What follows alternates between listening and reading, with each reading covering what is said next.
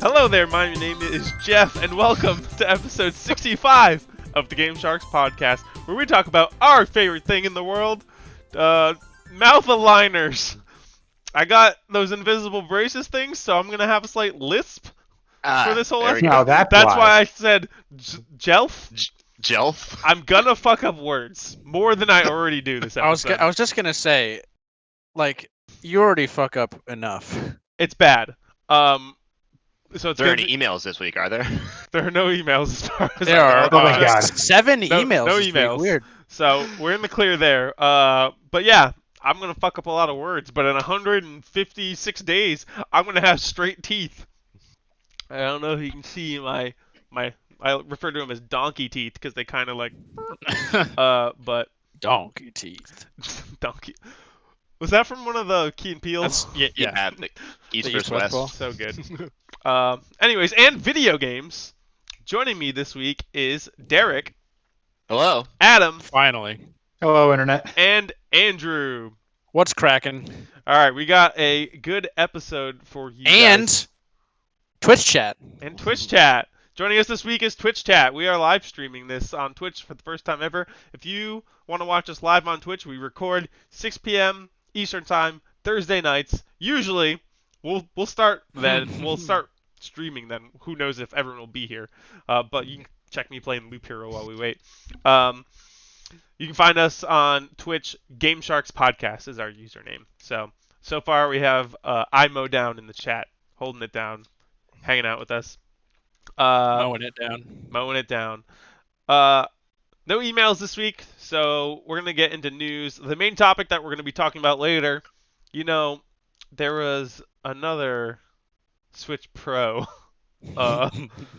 news, I guess, something, but Rumor. I'm fucking sick of it. So we're gonna settle the score. We're gonna place bets. There's gonna be a scoring system on the Switch Pro, and in the end, whoever has the most points based on this system we're gonna create is gonna win pizza from everyone else. Because All right, so the usual wager. I'm fucking tired of all the rumors. So we're settling it once and for all. But we're gonna start with news like we usually do, and we're gonna start with Microsoft today. So Microsoft has decided to change the name of Xbox Live, kind of. So going forward, it's going to be called Xbox Network. So the way this is going to work, it's to differentiate for people who aren't paying for, like they're using the Xbox services without paying for the Gold membership. So I believe it's going to be Xbox Live Gold if you're paying for the membership to play like paid online games like Call of Duty or FIFA. But they're calling it Xbox Network because they're transitioning to having games free to play games like Fortnite. You don't need a gold membership anymore to play those. So they're kind of trying to consolidate everything into a single name, which makes sense to me. At the same time, Xbox Live as a brand has been persistent for almost 20 years now. Yeah. Yeah, because Wow. 2001 was when the original Xbox I Live launched. think Yeah, Xbox Live launched in 2002. yeah, so we're almost at Yeah. 20 years of Xbox Live being a thing, and now they're changing the name. So it hurts me a little bit inside, but I understand it. They're trying to. It's going to be slightly more confusing now, but like a year or two down the line, I think everything's going to be more streamlined by calling it Xbox Network because they're classifying even like you playing games on your PC as being part of the Xbox Network, Right. So they're just trying to make it easier for everyone to understand exactly what they're opting into. Yeah. Xbox is making some moves. doing With a this lot. and some news that we'll talk about a little later, it looks like every bit that comes out is another step towards Xbox building an ecosystem that is going to be so inclusive and so like synonymous with gaming. Yeah. And I think if we keep seeing steps like this, maybe in the next 5 years, as early as the next 5 years, really, Xbox will be the definitive way to play video games in general. Aside from things that were already kind of in place like Sony and Nintendo exclusives. Yeah.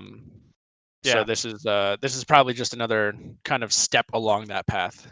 Yeah, That's it my feels take. like they're working towards back in the glory days of the Xbox 360, where it was any online game, you were most likely playing it on a 360.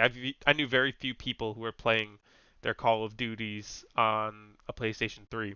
Like PlayStation 3 wasn't super popular, especially at launch. And Xbox 360 came out a year before the PS3 did, so a lot of people hopped on board to that. Like that was their choice before the PS3 was even a thing. So they're like, okay, I'll just stick with this. And yeah, like you were saying, with all the moves that Xbox is currently making, or Microsoft is making for Xbox, they're definitely working their way towards like being that dominant factor again. Me personally, anytime if I'm not playing a PS5 exclusive, I'm playing on my Xbox because I feel like the experience is just better. And even if you get past consoles too, like Xbox is on your PC and on your phone. Yeah, xCloud is a thing that too. It's everywhere. Yeah. I feel like we say it every week. Like we love what Xbox is doing. My hope is that down the line, like I can see this maybe like 5-year plan. They come up with basically just the Xbox OS, and like instead of that's called Windows. Well, no, yeah, instead of buying a license to Windows, because I don't use my PC for anything but gaming.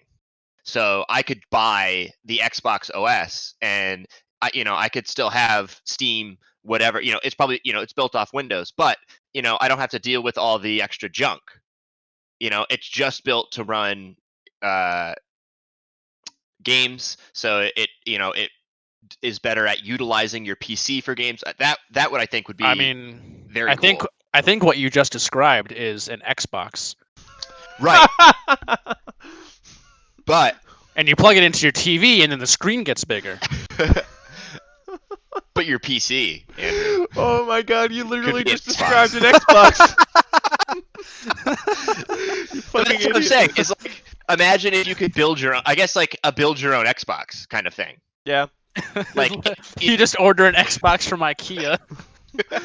So I think what you're thinking more so is like partition your PC, have Xbox OS as a thing, partition your PC so that half of it is running Windows, but then you can boot it in Xbox mode and it's basically just running as an Xbox. Is that something that goes along the lines of what you're thinking? We lost Adam, but that's okay. We're gonna try John.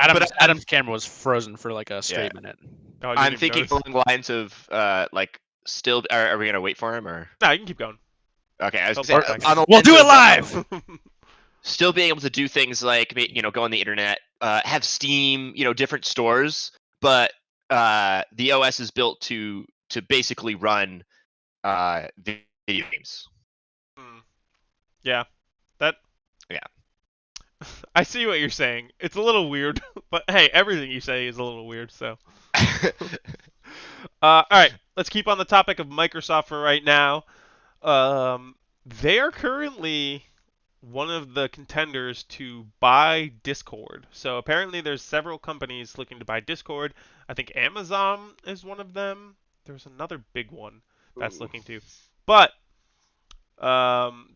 Xbox and Microsoft coming in hot. Reportedly, Epic Games. Epic was the other one, yeah. $10 billion they're looking to spend, which is more than they paid to acquire ZeniMax. That was $7.5 billion. Yeah. So I mean, Discord is kind of like at the heart of video games now, especially PC games. Like I don't know anyone that doesn't use Discord. Twitch remember when we used to use Curse and that turned into Twitch? And like it wasn't nobody else would use it, or at least I had a number of friends who I was trying to convert because for the longest time we were using Skype because it was the only option. Yeah, right. I had a couple of friends who used TeamSpeak, but I was never a fan of it because it was a subscription service. So I was trying to get my friends to transition from Skype to Curse, and they just wouldn't do it. No matter what, they were like, no, we like Skype better. And I'm like, well, first of all, you're fools. Second of all, whatever. And so when Discord came out and we started using Discord, they had just hopped on immediately. They were like, oh yeah, Discord, we'll do that. And I'm like, well, what the fuck? But But yeah, so Discord has been like the front runner in this area for forever. Yeah. It's so Discord is now the heart of games. Like we're recording this on Discord right now. We're using the video chat and audio of Discord. So I feel like building into Derek's Xbox OS idea, Discord could just be programmed directly into that. And think about all of your Xbox Live chat. Like if you're using an Xbox with a headset, that can just be right into Discord, and you can be talking to people playing on. Dude, so one of my biggest things is like when we go to play Halo, I'm gonna want to play it on my TV, which is 4K and has the Xbox Series X, which runs better than my PC. But I was like, oh man, I'm gonna have a separate thing for like when you guys are playing on PC. But now, if they end up buying Discord and just fully integrating it into the Xbox network, hey, see what I did there? Then I'm sure their natural means of communication is on the Xbox going forward would probably be Discord, and then I can just hop directly into a Discord server, be talking to you guys as we're cross-playing on Halo Infinite. Mm-hmm. This is crazy. Yeah, this is the smartest move that Xbox could have possibly made. Yeah, and it makes sense with how many titles are coming up with crossplay now, and the fact that all their first-party titles are going to be on Xbox and PC. They need some kind of integrated chat to do both. In-game chat works, but it's much better to have a dedicated voice server that you're communicating over instead of trying to the amount of times I remember Dante and I used to play when we lived together. We would play Destiny at the same time, but we would play with Kyle, and the voice chat would get all fucked up because Dante and I were in the same house and using the same network, and to be able to just take that out of the equation and put it into a separate ecosystem and just be able to voice goes through Discord where gameplay goes through Xbox Live, and I feel like that can help alleviate those issues. If you think about kind of Discord significance, it really this is such a huge thing, right? With Skype in the past, and like I said earlier, it was always a competitor, and maybe 10 years ago, companies in this instance would try to come out with their own thing, right? And to try and compete with that. We're seeing it now, even with Amazon and Google, who are kind of behind the loop. Welcome back, Adam. Hey, Adam made it. But so Google and Amazon are kind of behind the loop in that regard, where they're trying to enter their own space with something new and have it compete. But that can't happen. So what Xbox is doing is super smart, actually taking a step back, looking at it and being like, well, this thing is working really well, so we're just going to buy that, And so Discord is an already proven entity who has been doing well on their own for years and years. So buying into that is much smarter move than trying to make Skype 2.0, for example. Right. And it makes so much sense for what Xbox is trying to do, Think about what Discord is. It's on your PC, it's on your phone. What else is on your PC and your phone? Fucking Game Pass. So while you're cross-playing Fortnite with your buddies are on PS4, you're playing on your PC, and I can't take credit for this line of thinking. I heard it on Kind of Funny today, so I don't want to. Well, they steal our stuff all the time. So. Yeah, they steal our ideas. You're right. I just don't want to face risk of plagiarization. But they were talking about how you could be playing Fortnite with your buddies on PlayStation, and you're talking about an upcoming game, say the new Yakuza or whatever, right? And they're like, oh, I can't wait to buy Yakuza when it comes out, and you're like, oh, hey, me too. I'm just gonna get it on Game Pass. We have this conversation all the time, how everything is coming to Game Outriders. Pass. Think about Outriders. Yes, it's so many games, not just shovelware titles, but big AAA games are coming day and date on Game Pass, a subscription service that people already own, and it's everywhere. So it's just speaks volumes for what Xbox is doing. It's it's already promoting crossplay with Discord, because Discord was what you used when you're crossplaying, because it's the only thing that is not tied to any one platform. But Xbox in a way isn't tied to one platform anymore either. So it just makes so much sense. Yeah. Xbox is throwing the heavy punches at this point. They're clawing their way back up to the top and Oh yeah. succeeding. Yeah, So I would say so. it's beautiful to see. I'm a big fan of Xbox and Microsoft as a company, and it warms my heart to see them fucking rebounding after last generation, because the Xbox One was bad times all around. All right, let's hop over to PlayStation for a minute. So there's a patent that was filed by PlayStation. Where is it? I have the actual patent here. It's a flowchart. And it looks like the idea of the patent is to allow trophies to be used during emulated games. So in the flowchart it says start, perform emulation, detect trigger, all the required triggers detected, yes. Assign the one or more trophies, end. And then if no, it goes back to detect trigger. So basically, people are speculating now, is Sony preparing to add some form of backwards compatibility to the PS5? And maybe adding trophies to older games, because they didn't introduce trophies until PS3. So PS3 games obviously already have pre-made trophies, but everyone's just kind of speculating at this point. This is a patent. Obviously, we've talked about patents before with PlayStation. We talked about that weird fuzzy thing that sat on the couch next to you and gave you feedback on how you were playing your games. We haven't seen anything about that, so Oh yeah. take patents with a grain of salt. But I feel like you wouldn't put a patent out for this if it wasn't something, because like making an AI doll to sit next to you, that's not something that you need to commit to. But why make a patent for something as simple as emulating games or backwards compatibility, which is something that Xbox is already doing and people have been heckling Sony to do for a while? Yeah. And I think the reason I think this is real and why this backwards compatibility thing is going to pan out is because of its timing. Because I believe in the last week or so, they're shutting down the PS3 store.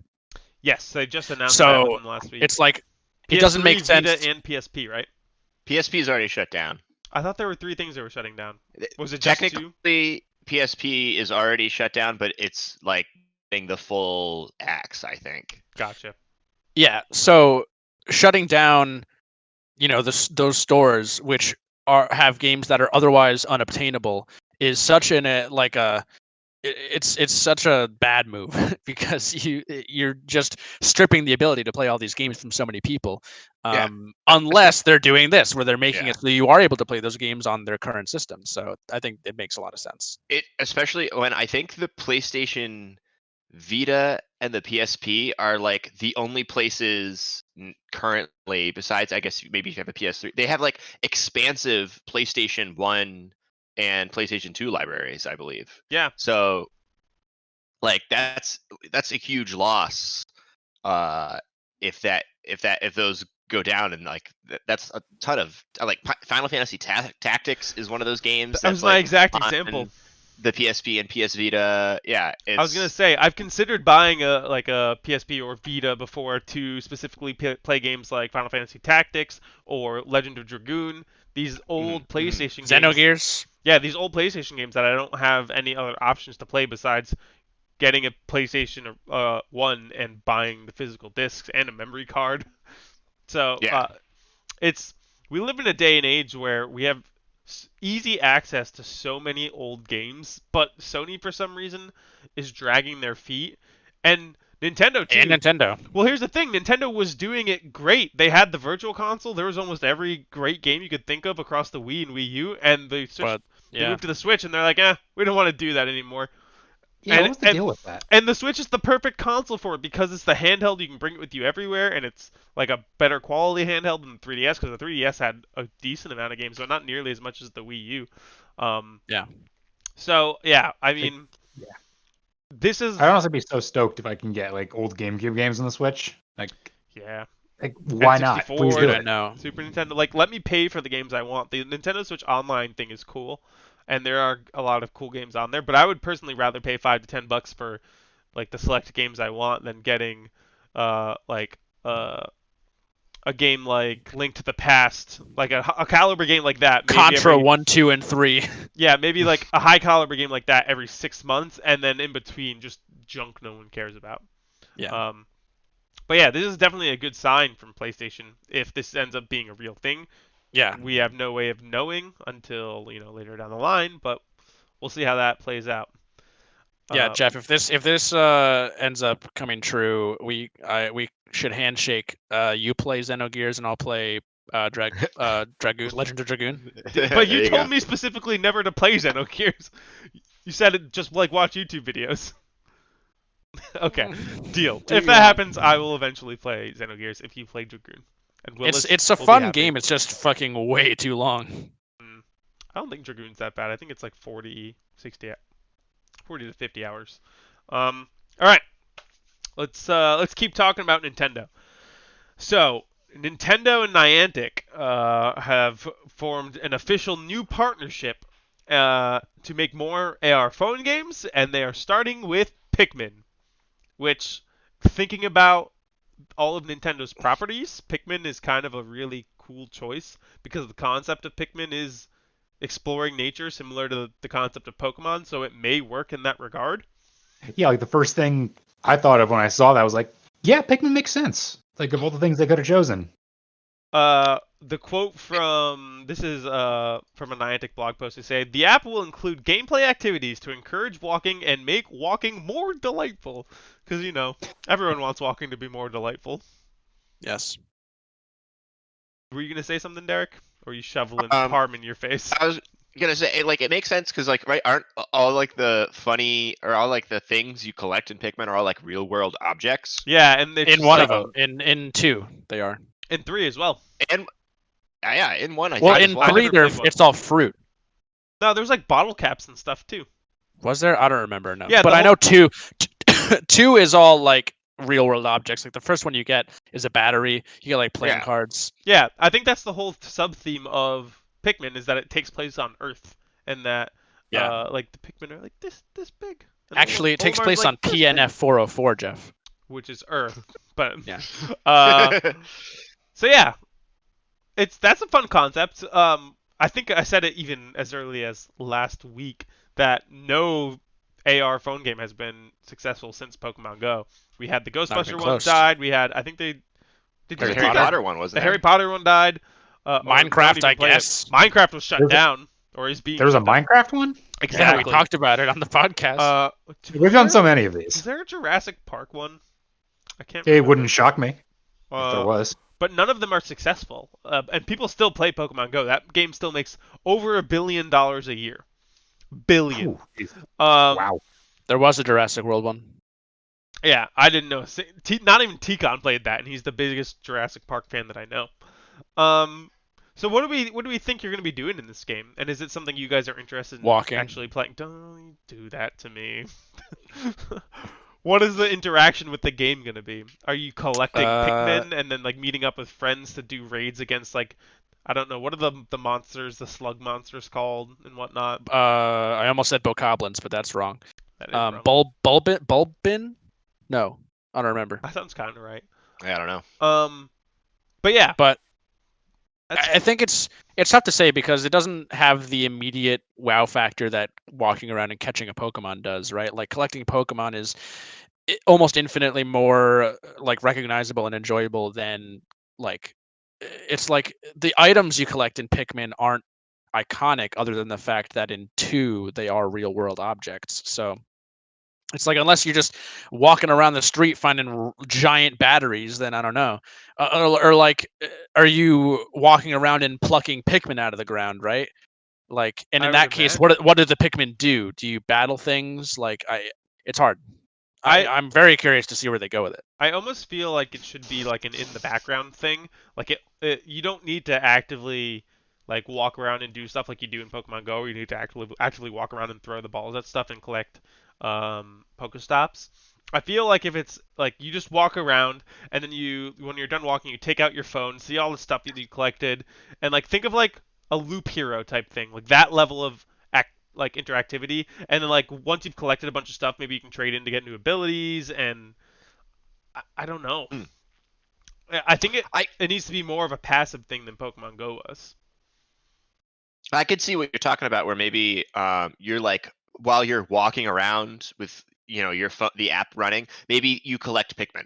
Like that's how you collect it, and then you can sit down on a park bench and like, oh, okay, I've got 30 new Pikmin.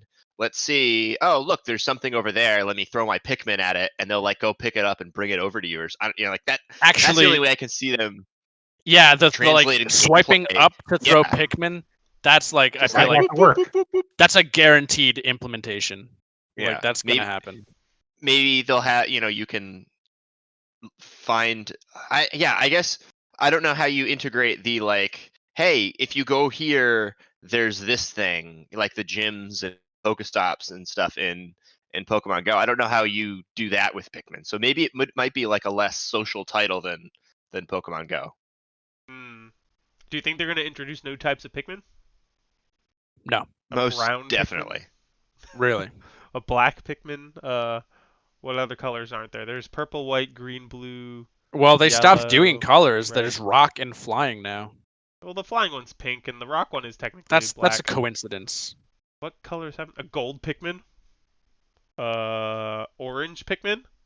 Could be fun. And you get gold Pikmin by spending real Pikmin bucks, which you pay for by or no, what's the currency in Pikmin?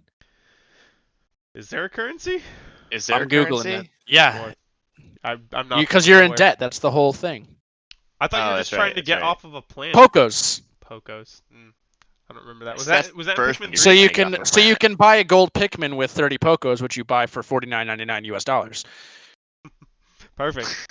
Any of you intend on giving this a try when it comes out? It won't be for a couple years, I'm imagining. At least. I mean, Absolutely. I'd give it a shot. Yeah. Yeah?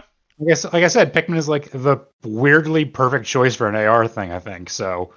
If they I can get, think if, Outside of Pokemon, yes. yeah. oh, Sorry. yes, outside the clear only one that has worked so far.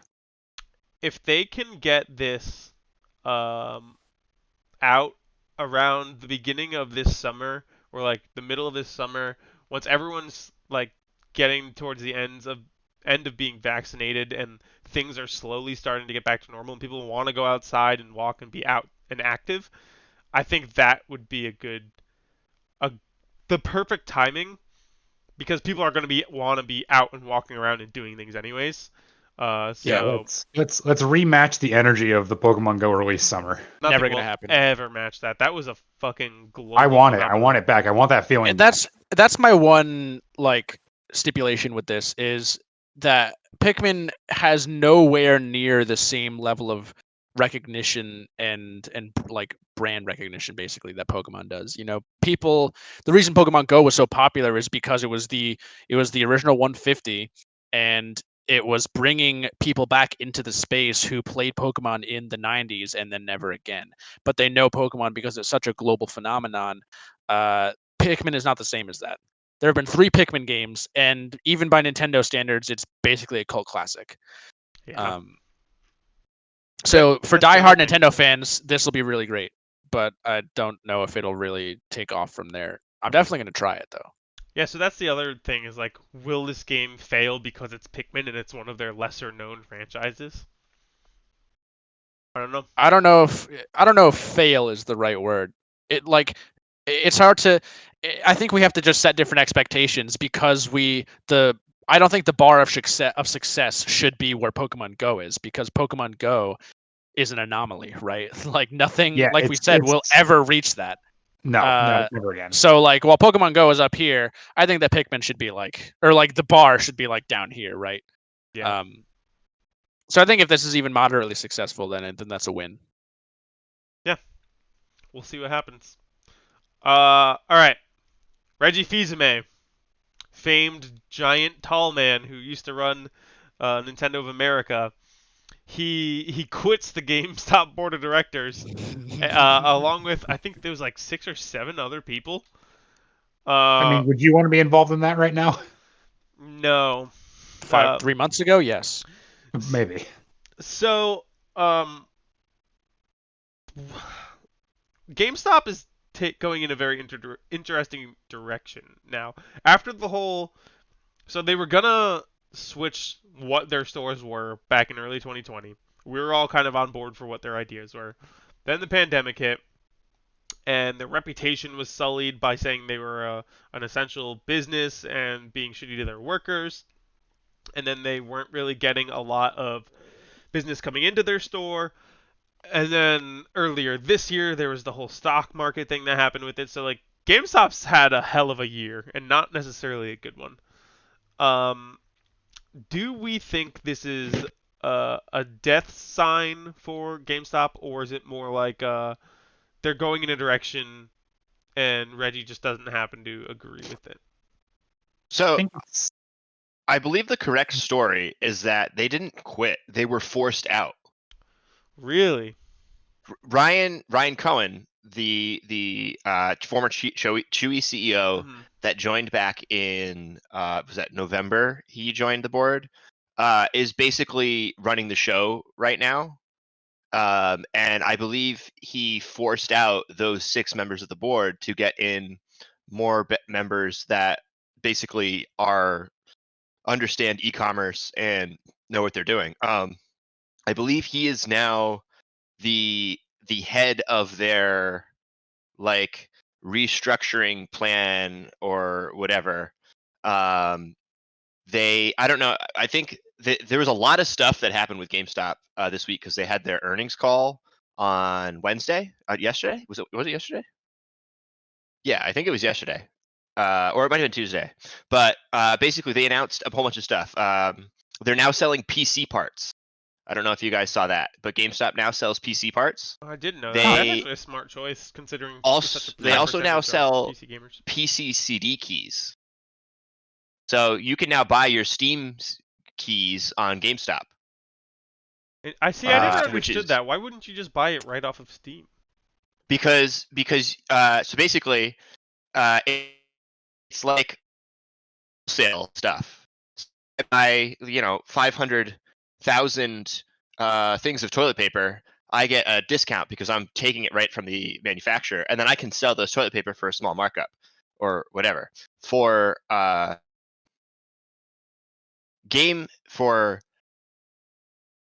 these CD key companies, they can buy a certain amount of CD keys from I think it's from both Steam and the game manufacturer or the game publisher at a discounted price, and then sell that. So you can usually buy these CD keys for less than you would pay for on Steam, but the whole thing is usually there's a limited number because they can only buy so many CD keys, and there was some like there's a little sketchiness to it because there has been like some sites that like acquire CD keys illegally or whatever and then sell them off, and Oh, like what there's was it? been Like some G2A was one of those something, sites. yeah, something like that, and like sometimes they get them in ways they shouldn't be able to or whatever. So that's like but obviously GameStop's a legitimate company. They're going to be doing these things the right way. Okay. Yeah, so it allows them to do kind of some things their own way. So yeah, they're doing a whole bunch of stuff. It sounds like they're like 100% going for the e-commerce route for the company from now on. I don't know. I don't think they've technically scratched the plans that we talked about from last year. I think that might be like what they might turn some stores into.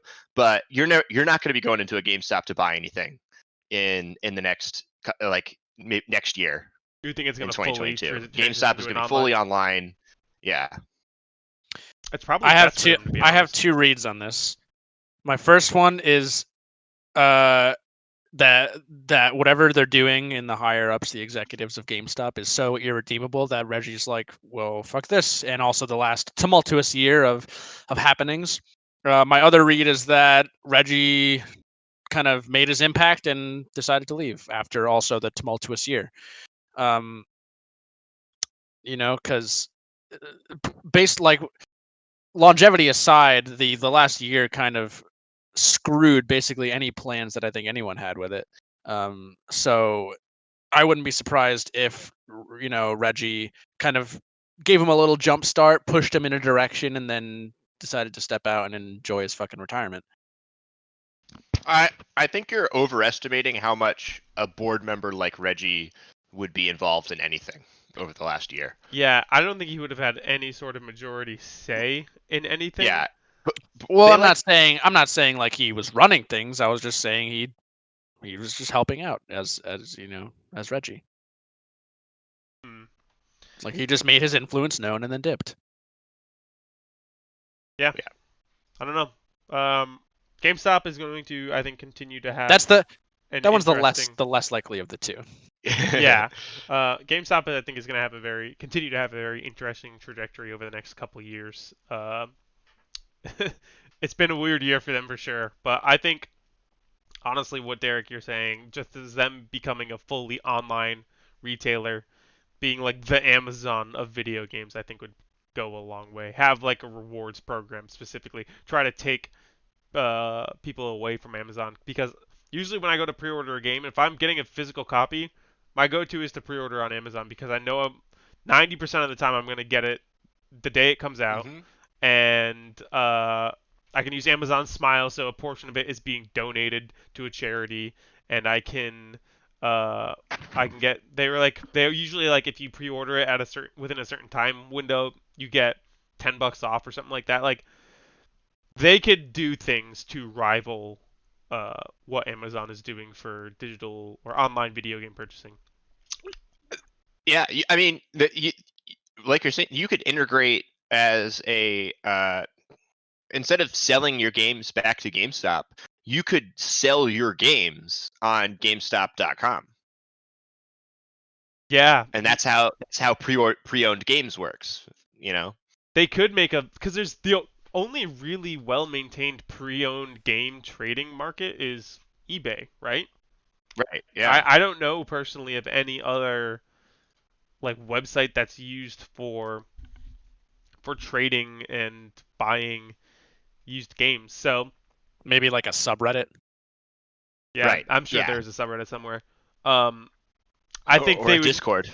And having it be part of an online store, you could add some sort of rewards or something to make it more enticing, because everyone fucking knows the story of going in and trading away your favorite games to GameStop because you wanted to try to buy something, and they give you $1 for your favorite video game of all time, which is valued like $20. So like, maybe having some sort of online reward system there to make it more incentivizing of some kind, or like putting it immediately towards things. I don't know. They need to do something, but I think there is something to be done, and I think they could figure it out. Especially Chewy is such a big company. I know a bunch of people that use it to get their pet foods and whatnot. So I think there's a lot that can be done there for sure. Imo down in chat mirroring our point. He said, if you go 100% online, who's going to give you 25 cents for your old games? See, everyone fucking knows that's like, that's what they do. So they would obviously need to change that. But yeah, it's interesting, and I'm excited to see what they end up doing. But here's the thing with that though, is I think that's still a better like example than just going to GameStop and doing it, because if you're selling it directly to another gamer like for 25 cents, then you're cutting out the middleman, which is GameStop, who would then mark up your used game and sell it back to them for like $25. So like, even that transaction is leagues better than whatever GameStop would have done with it. Yeah, make it like a user to user sale. However, like GameStop takes a 10% cut or something like that. So like you're still getting your money for the game. You're getting more. They're paying. The person buying it is paying less, and GameStop still gets a little something. Yeah. Everybody would win, All right, let's move on. Sad bit of news. Back 4 Blood has gotten delayed. One of my most anticipated games of 2021.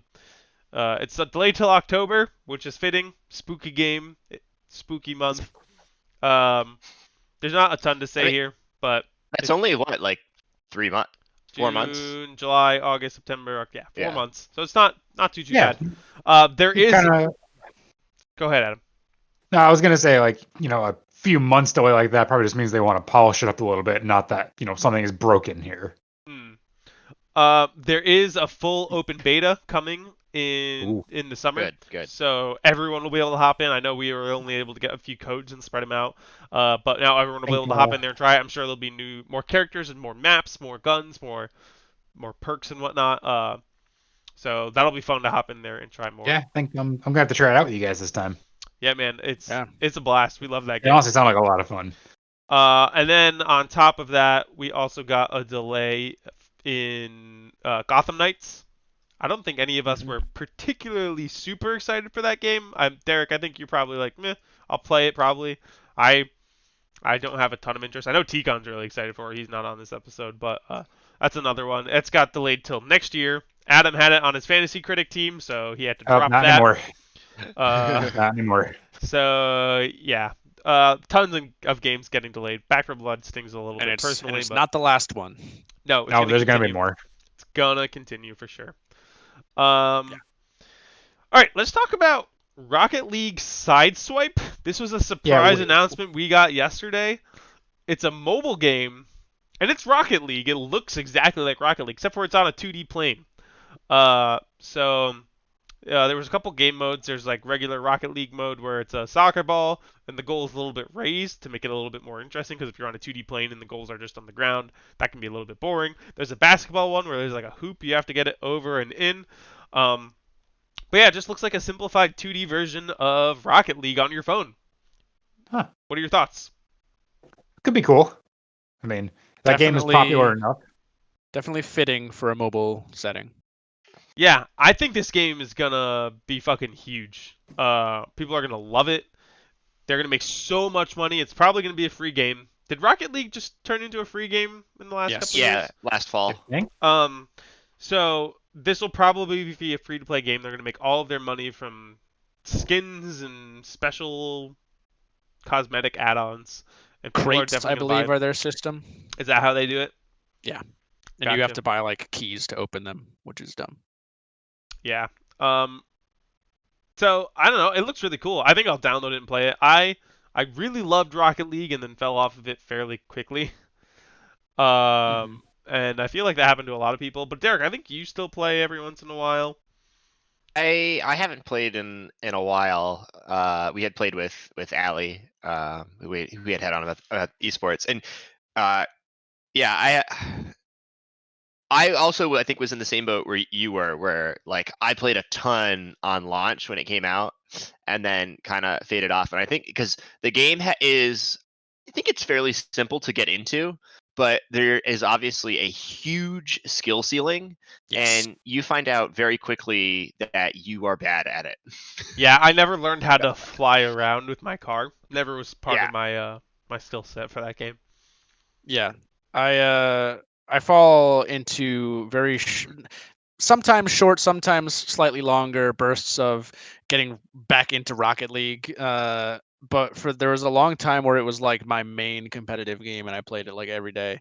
I remember it is the reason that I bought a PS4 over an Xbox, because when I finally got a job and I had exposable income.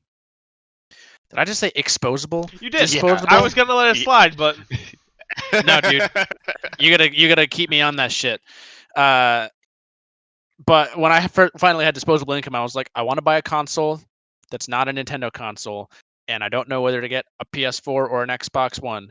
And the second I heard Rocket League was on PlayStation, that's when the decision was made. Because at the time it was an exclusive. That's right. And it was part of the PS Plus, right? So you got it for free. It was. No, I think I had to buy it. Yeah, probably by the time you picked it up, it wasn't, but on launch it was. Yeah. So, yeah, I still play Rocket League from time to time. I fucking love that game. Pretty good It's stuff. the only game I'm ranked diamond in. Yeah, I'm excited to give this a try. There's gonna be no reason not to. Everybody has a phone. It's gonna be free. I don't think they said it was free, but come on. If you don't make this free, you're making a real big mistake. Yeah. All right, let's talk about our last news for the day. We just found this out like 6 or 7 hours ago. It says in this article that it's free. Oh, okay, cool. Ghost of Tsushima. We're getting a Ghost of Tsushima movie from the guy who directed John Wick. Okay, that could be really awesome. Right? Ooh. That's pretty cool. With directly working aside Sucker Punch. Yeah. Chad. So I don't know how to say this last name. Chad Stahelski. Stahelski. Stahelski. Yeah, man. The John Wick movies are very beloved.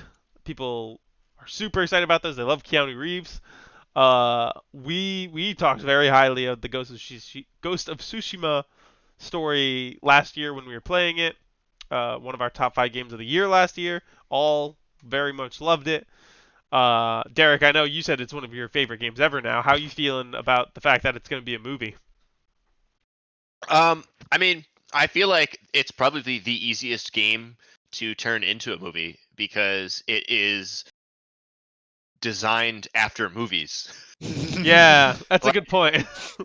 Visually, it's made to look like a samurai movie, and like the cutscenes, and like the movie is already in there in the game.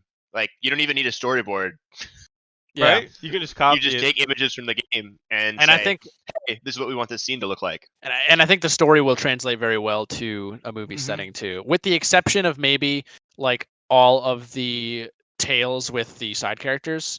Yeah, they're gonna have to cut all that down, which I think will definitely hurt it because that's some of the best stuff is the side characters and those. Stories. And it got me thinking that while this is very exciting, and I think that I know what you're about to say. this is great, I think it would work way better as a TV show. I agree. So each episode could be one of the tales. Yeah, right. And then, but like halfway through the season, right, you switch and they're all together, and that's when the story progresses, right? Because like in the movie, I feel like it's going to be hard to include those characters and make the relationship with Jin believable, without taking the time to go through each one of their own personal stories. But I'm very excited. Am I back? Yeah, you're good, Adam. The one thing is, yes, while I think from our perspective, we really like those tales and their relationship with Jin. I think you can probably make a really, really good movie out of Jin and Lord Shimura's relationship, and also include the Mongols. What's her name? The Yuna. Una as another like she. Yuna. It's Jin, and his two factors are his like the two people he's fighting for are Una and Yuna with the Y. Yuna. Una is a magic card. Una, Queen of the Fae. Yuna and Lord Shimura, like his confliction between, like, you could make a really good movie out of that and still follow. You just obviously wouldn't be able to have all the stuff of like, hey, how did he convince all these people to help out, kind of thing. It'd be a little bit more, I guess it's like a 2.5 hour movie. Get a little montagey for bits, fill in some of the gaps. Stab some people. All my one thing is that Kenji has to be in this fucking movie. Please. Absolutely. Yeah. And Have honestly, like a 10-minute Kenji side quest thing. Honestly, like they could just repurpose the cast. Yeah, because they were all mocapped.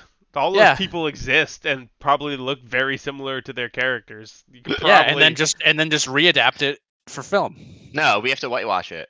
Oh, That's how they're not film gonna. works. They're not gonna. No, There's yeah, no no. way. Jin Sakai is going to be played by Ryan Reynolds.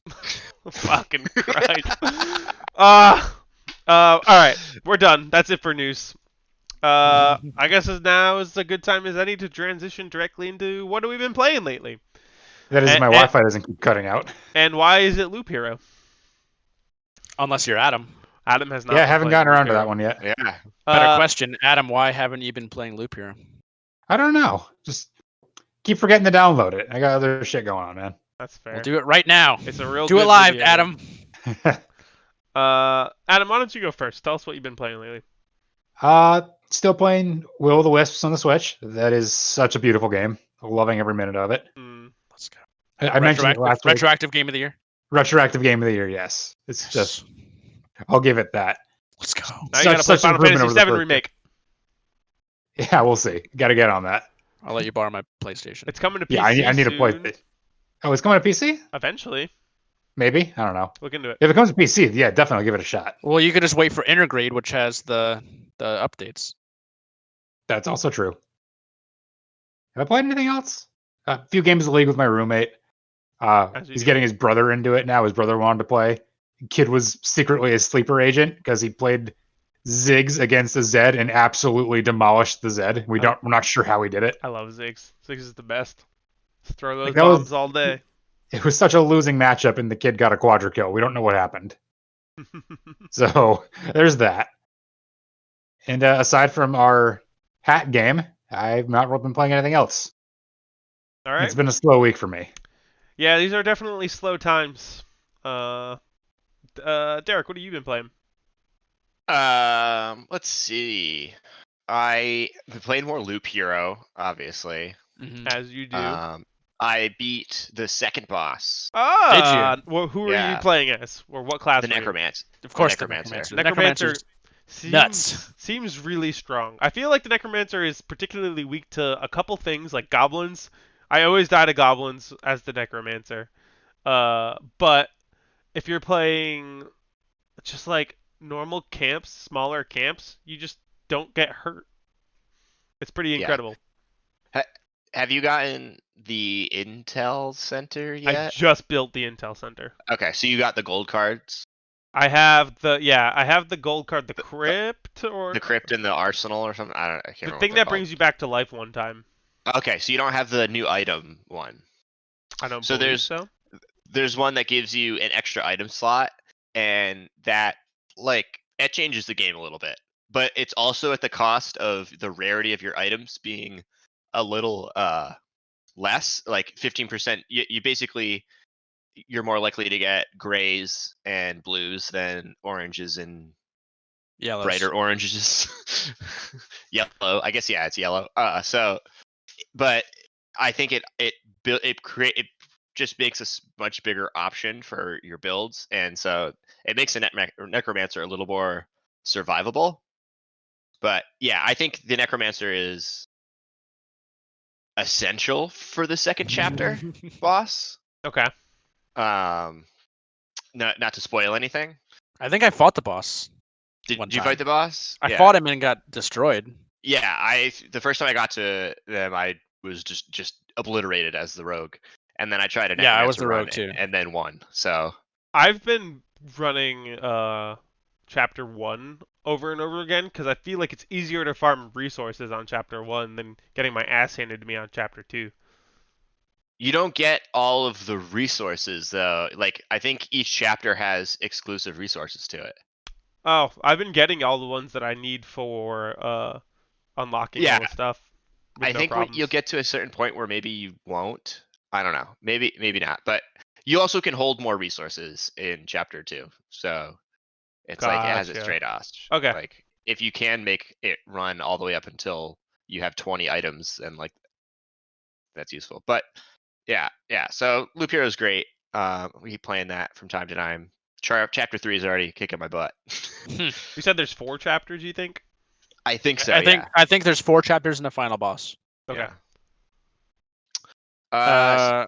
Yeah. I mean, we'll just fucking go out of the way now. Jeff and I have also been playing Loop Hero. Loop Hero, always be looping. Always be Always looping. Be looping.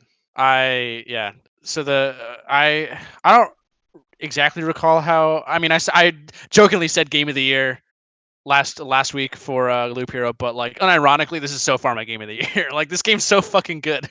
Yeah, It's really good. It's pretty incredible. It's like so simple, but so smart.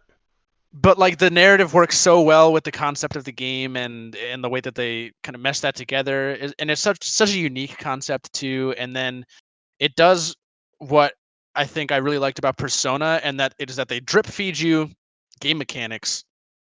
But the way that this makes it special is that as you play the game, it becomes more of a video game. Like you're building the blocks, like there's a bar that says this is a video game, and you're below the bar and you're just building up to it. Like, because I was watching Jeff play and I was like, you have an EXP bar? What is that? Like I hadn't unlocked it yet, and so it's just like you're slowly adding just like staple game mechanics to it, like the traits and the quests and everything, and it's so incredible. Yeah, just like you're rebuilding the world in the game, you're literally rebuilding the game as you play it. I have heard descriptions that this is like you're the dungeon master of this game. That's a very good description. There was another really good one that I forgot, but it's like along that same line of thinking. I fucking love this game. Well, you guys convinced me. I just downloaded it on Steam. And nice. You must have already finished because it's like 250 megabytes. It's 2 gigs. It's nothing. It's already done. Yeah. It took literally 30 seconds. Yeah, it's pretty crazy. So, I'm curious that to see later. how you feel about it once you start. Or you could play it right now, Adam. Nothing's stopping you. Ooh. I feel like you want to not be distracted when you first start. I want to know. I want to understand what's going on, guys. Yeah. Fair, warning for you, Adam, because I learned the hard way. The way that you learn this game is by reading everything. Good to know. Enemy descriptions, card descriptions, everything outside of the game. You have to read stuff. Yeah. Okay. Which I did not do the first time. No, you did not. I'm no stranger to reading, and I've definitely fallen into that hole on games in the past. Like, stuck on this puzzle for 3 hours. Why the hell can't I get? Oh wait, I didn't read that sign. Yeah. I think we've all been there. Absolutely. So you guys are raving about this so much, and I had money on Steam, so here we are. Excellent. Game of the year. Looking forward to hearing your thoughts on it next week. Anything else from you, Derek? Yes. So I been kind of like drip feeding myself with Persona 5. Ah, okay.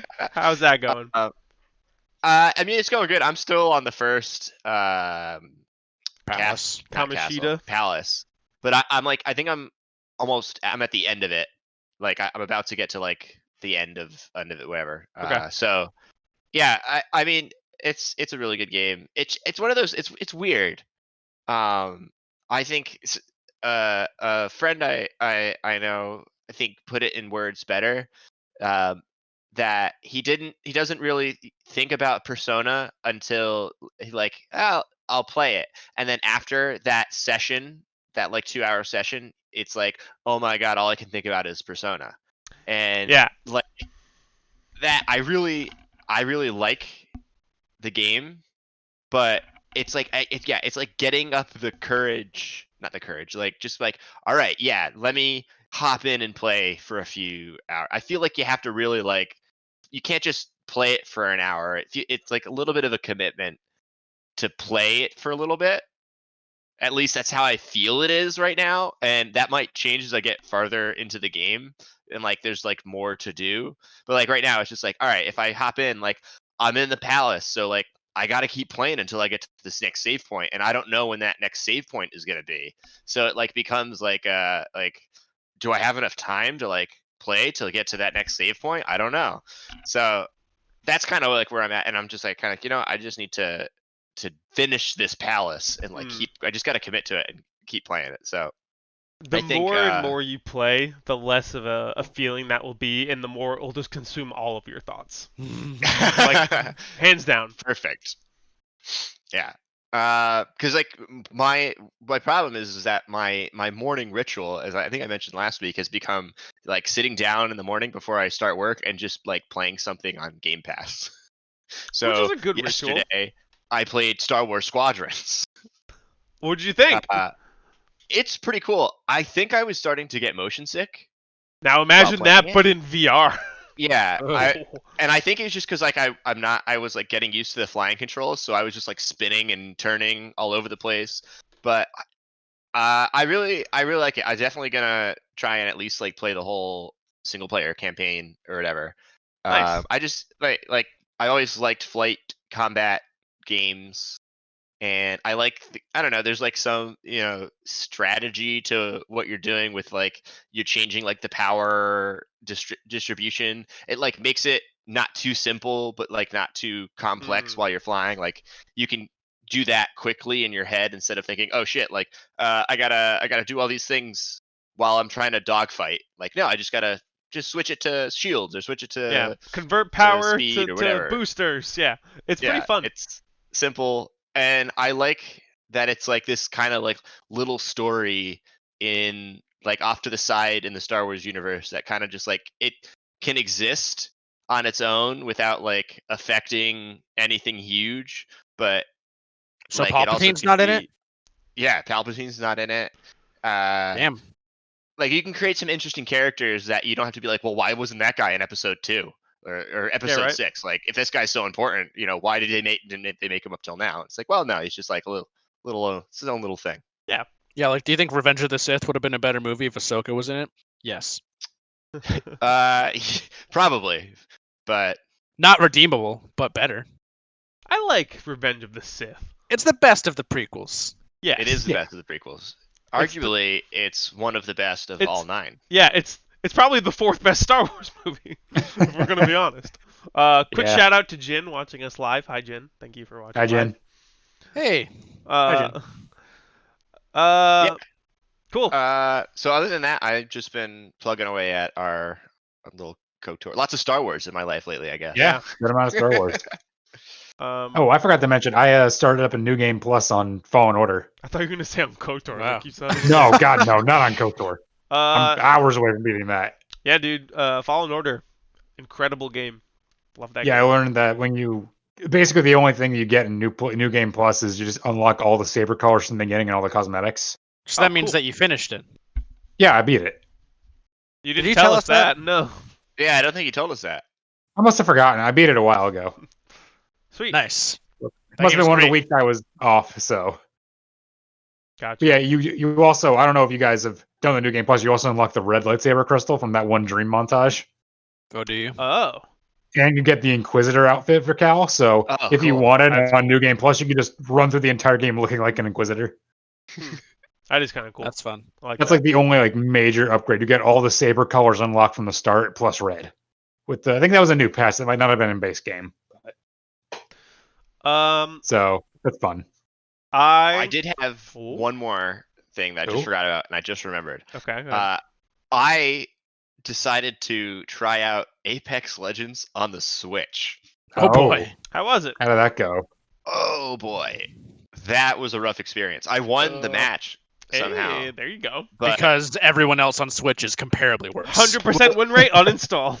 I did like crossplay or whatever. So I don't know if I was playing. I might have been playing bots because I was like it technically is a fresh account or whatever. You So might, yeah. I don't know, but that it just runs awful. I would not recommend playing it on your Switch. Yeah, I heard it was Yeah. not optimized. The longer that we go through the Switch's lifespan, the less I recommend playing games on it. Unless Yeah. they're made by Nintendo or are like I indie wonder games. why. Unless they're like you can only play it on the Switch. Yeah. Then yeah.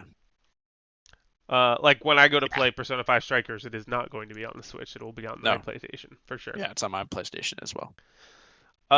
We, the three of us, excluding Adam and then Tikon, last night we played some more Left 4 Dead 2. Yep. Yeah, we did. We did 3 more campaigns. 4. Was it 4? 3. 3. It was 3. Because we died that one time. Yeah. Dude, we got to the end of one of the campaigns and we all ate it. It's And then because, the it's next because time, apparently zombies just kept pouring in, and we were supposed Yeah. to keep running, and we didn't do that. yeah, we didn't understand it was the end of a level, so zombies would never stop coming, and we died. And then when we spawned into it, we beat that level in like 6 30 minutes. seconds. It was crazy. It was so quick. So yeah, enjoying that, chipping away at it. We're gonna eventually beat all of the Left 4 Dead campaigns, so that we can play all the Halo games, so then we can play Final Fantasy 14. It's installed That on my reminds me- computer. We also have to try out squad mode for Fall Guys. Yeah, Derek was playing a game some point. Oh yesterday. yeah. I did play a couple rounds of that. How was it? So the new levels are really cool. They like add new mechanics to the game. Well, not new mechanics, I should say. Like new thing. Like there's like there's like gravity wells, which like make things, and then they have like different obstacles and stuff. One of the modes I did was a race. So instead of like a point to point like race, it's a circuit, and you do it twice. And that was pretty cool. That was like a cool mix because it's like, okay, now I know the efficient way to do this. Maybe I can catch up, whatever. Yeah, it was pretty cool. Unfortunately, like half the games I played were games that already I had played before. but I think it was because I was on like normal mode and not. I did play like 2 matches on the normal mode, and then 1 match on the mode that was just the new maps. And I was like, oh, Yeah, okay. and it's Yeah, cool that that's they do better. that. It gives Yeah. you the option to only be playing new things, which is smart. I like that. Yeah, so squads would be cool to check out because I think the way squads works is like As long as it's one of your people wins the game, you all move on. no, I- it's based it's- on points on where everyone is. Oh no. So Oh. if like you win, but all your people are still at the beginning, you would lose.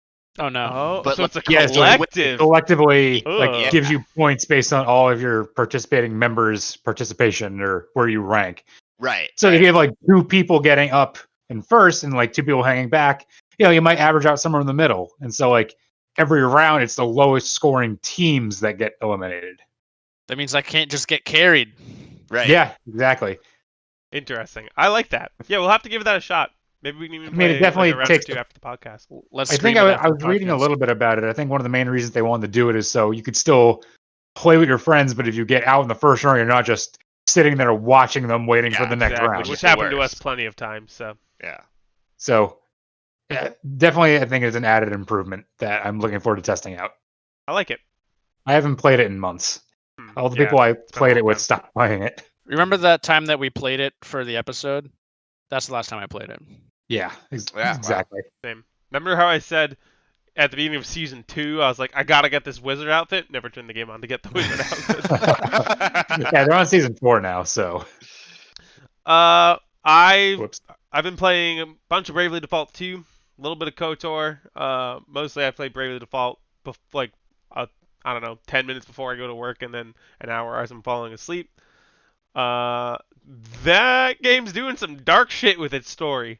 I just got to a town that's like a religious cult, and the leaders are using the fear of their dragon god to push people off a cliff, saying like, you're a fairy, but if you're not a fairy, the dragon lord will catch you at the bottom of this pit.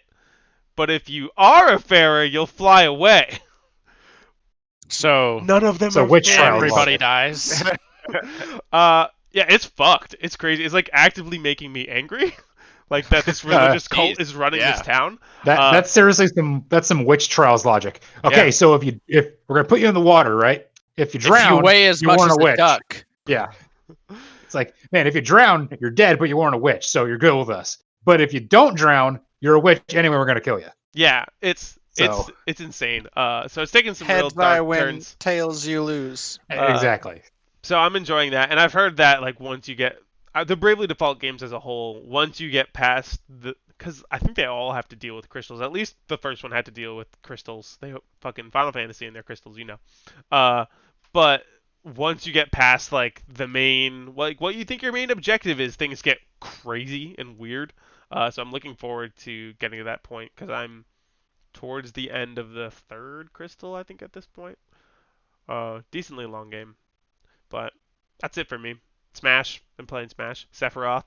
Ooh, I love Sephiroth. New tech, where you can 2-frame with Octo Slash if you time it perfectly. Pretty good. Time it perfectly. Yeah. You mean the move that lasts 10 seconds and hits 8 times? Okay. Andrew, what have you been playing? Loop Hero. Yeah, just a lot of Loop Hero. Also Assassin's Creed. Always be But looping. yeah, Assassin's Creed 3 is the first game in the series where it like there's just a shit ton to do. I think like even more like there are fetch quests and stuff in the first games, but now it's like you can upgrade your ship, and then there's also the homestead, and so you're doing side quests for your homestead that level up your like shipping system where you can like transport goods to your villagers or whatever, and then there's also like collectibles and other random busy work. So I'm spending a lot of time just like kind of mindlessly running through it. Did you get the ship yet? Yeah, I got the ship. Yeah. Eventually, I think you get treasure maps that Yeah. you can like go after. Yeah, I did. I found Captain Kidd's sword. Captain Kidd's treasure. Yeah. But it's what was it? I forgot what I was gonna say. Awesome. I just forgot. Thanks, Derek. Okay. Well, That's is that it. just it? That halts that train of thought. Okay.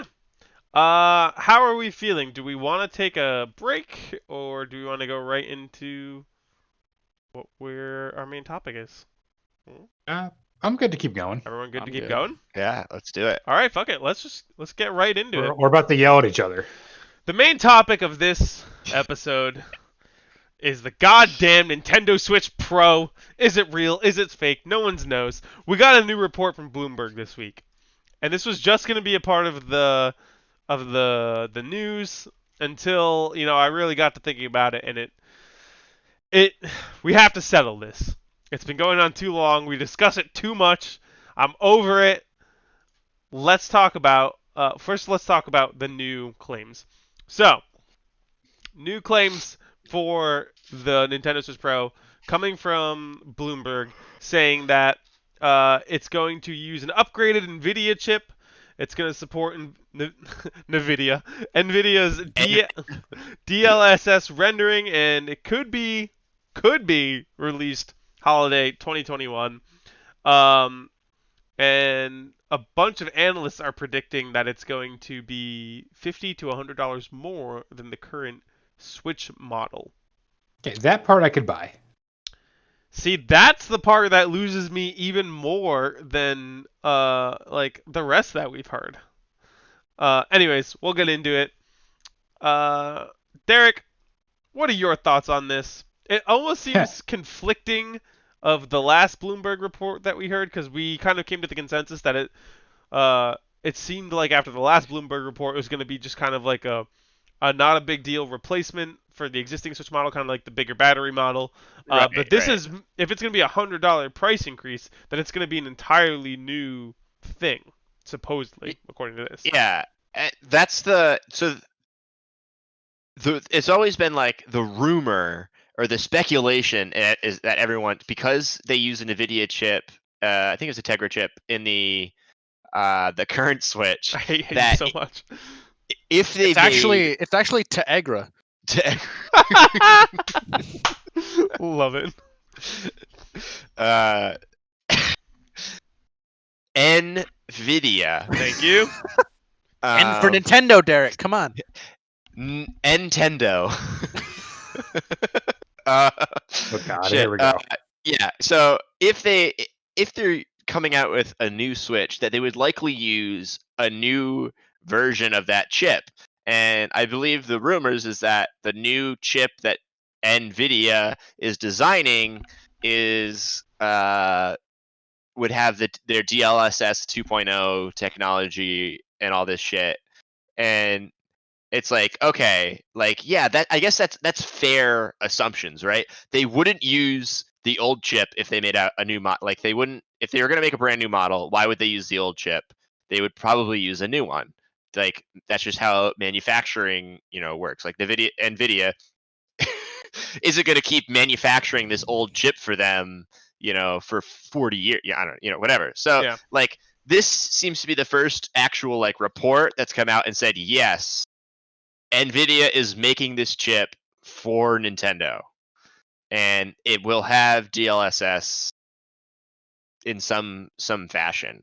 A lot of the other things I saw were saying that it's their new tech that they're going to be introducing in their cards next year, which that seems like okay, now that's a ridiculous rumor. Why would they put out their brand new technology first on the Nintendo Switch? Yeah, that would never happen.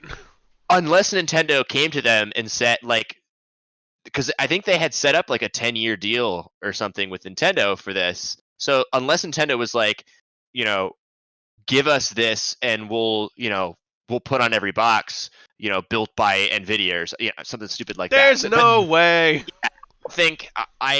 I doubt it's going to be like this brand new, like, breaking technology or whatever. Yeah, like, it's gonna be new, but it's not gonna be like next year's, the 2022 tech. It's gonna be like probably last year's, or because like they have to start manufacturing this soon, right? Like they talked about, I think one of the last rumors was that it was gonna start in June or something. Was the screens were going to be like shipped out or whatever. So like this got to be manufactured in the next 6 months if it's going to be coming out holiday or spring 2022. So I think the one thing that is certain is that this model will have DLSS. For the three dummies here who have no idea what you're talking about, what is DLSS? Deep learning super sampling. Okay, so is that just like blacker blacks and stuff like that? No, it's AI upscale. It's using AI to fill in to basically upscale the images of the game to higher resolutions, and it Oh. does that by filling in the pixels using it. Like the AI could basically said, all right, like This is probably green. yeah, like this pixel's probably green because this one over here is green and that one over here is green. So if we spread it, if it's AI stuff. It's Okay. really, really, really cool technology. I believe Microsoft has some sort of DLSS in the Series X and Series S for backwards compatible games. Okay. That's how they like upscale those is with some like I believe DLSS is NVIDIA's like trademark name, and like so like Microsoft can't call it DLSS, they have to call it something else. Mm-hmm. But it's the same idea. Yeah. And the new DLSS, the DLSS 2.0, which I believe came out with the 3000 series cards, is like way more powerful and is like insane. It like you can run a potato and like the DLSS will make the potato put out a 4K game or whatever. Like it's pretty cool technology. It's just not widely available right now because no one can find any graphics cards anywhere. Yeah. So I think what I can glean from this article is that DLSS uses custom code, so it's not like this. You can just apply it to anything. Right. Yeah. That's the other thing is that's why it's not. It's likely not going to like. It's not like one of the people constantly bring up Xenoblade Chronicles Definitive Edition. It's not going to fix that game. Like you're not unless Nintendo goes in and patches Xenoblade Xenoblade Chronicles Definitive Edition to make use of DLSS. Like that game is still gonna look like shit and play like shit on the Switch. But new games like they can make the new Breath of the Wild run at beautiful 4K on your TV using. Even though like the Switch might not be able to actually output 4K 60 frames per second, as long as it can hit the 60 frames per second at some type of resolution, maybe the docked 720, this DLSS can super sample it up to 4K and it will look incredible. And that's like the big selling point for this is you're in docked mode, everything is going to look awesome and run awesome. And on your Switch itself, everything is still going to look good and run good. So, if Breath of the Wild 2 has been in development we've known about it for at least almost 2 years now. Is this something that they would have to be, like this chip in this DLSS, is it something they'd have to be aware of and have programmed into Breath of the Wild 2 for it to work? Because a lot of people are saying that, like, oh, Breath of the Wild 2 is going to launch alongside whatever the Switch Pro is. Yeah. So, if like Nintendo is just now figuring out and like putting these new chips in and knowing what these chips can do, how would that work with the game that's been in development much longer than this seems to be a thing? I don't believe it's that difficult to like work into a game. It's just about there's some kind of code you have to work with the DLSS chip or whatever to get it to work. Because I know Unreal, every game you make an Unreal Engine for, it's just a switch because the Unreal Engine is built to work with DLSS. So it would really just be about them going in and saying, all right, let's add like. I don't think if Nintendo, because likely Nintendo would probably have to have made this decision a year ago maybe 2 years ago that if Breath of the Wild is going to be using this technology, they likely knew about it the minute Nintendo made this decision, and they were able to, like the minute Nvidia could give them access to the tech, they were able to get in and do it. Implement it into Breath of the Wild Yeah. 2. All right. We've heard. How many times have we reported on Nintendo Switch Pro rumors since doing this podcast? Probably like, I don't know, At least 10. 10 times or so. When All was of the like first every- one? Was it like last March?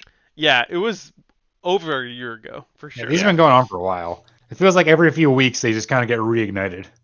So, and a lot of them are contradicting too. That's the weird thing. Is like I feel like we're hearing something new and different every single time we're reporting on it.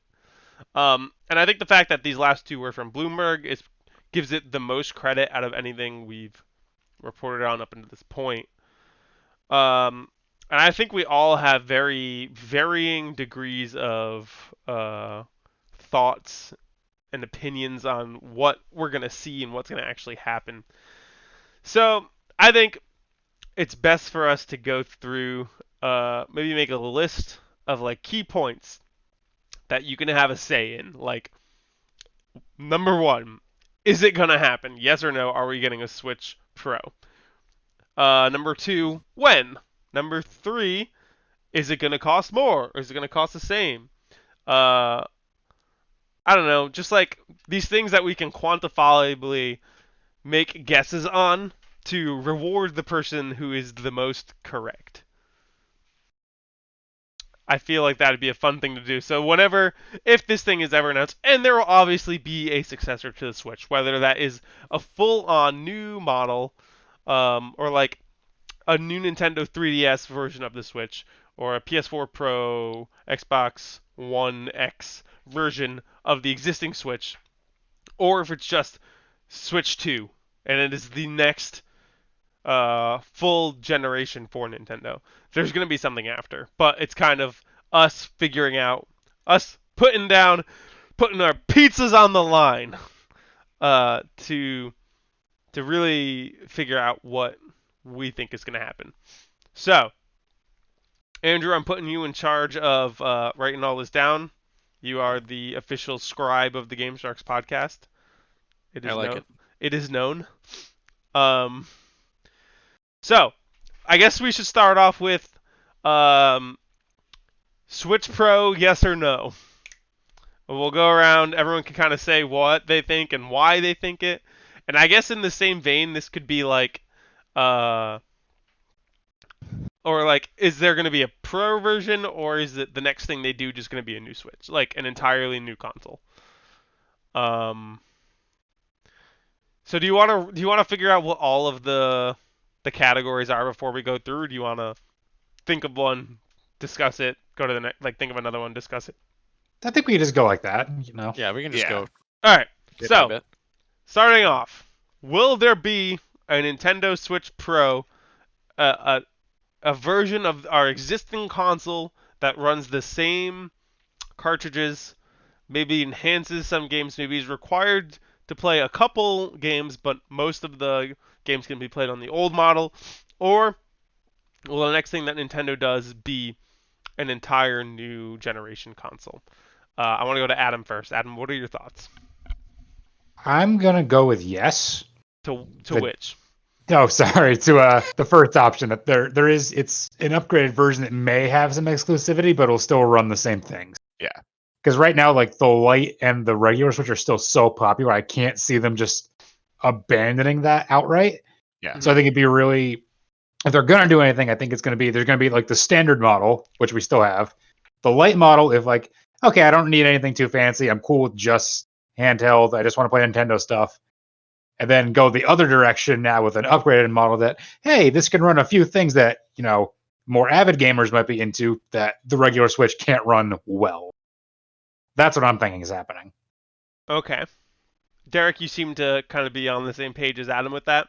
Yeah, this is if we want to go comparisons, this is the new Nintendo Switch, not the Nintendo Switch U. Gotcha. Okay. New Nintendo Switch. Nintendo Switch I.